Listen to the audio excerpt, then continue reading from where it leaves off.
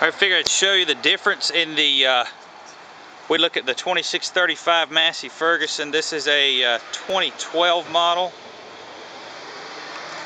with a center shift transmission. Once you get up on top, you got to straddle it. And then you've got a 1, 2, 3, 4, high and low.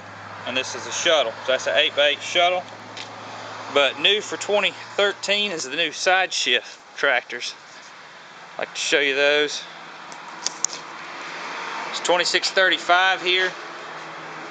And this is a 8x2 transmission, but it does have side shift. This wouldn't be a shuttle.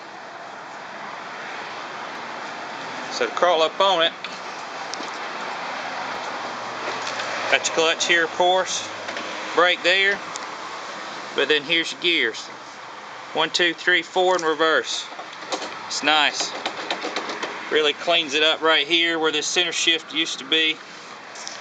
And then here's your high and low range.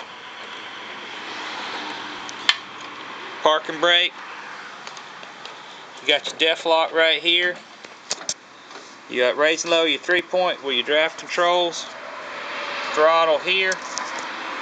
And then you got your independent PTO, which is standard on all 8x8 models. 8x2s will have just a live PTO. I'll show you another quick few features of the 2600 series Masseys.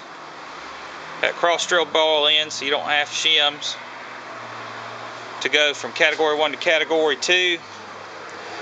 You've got ground level fueling here. Don't have to fuel from the top.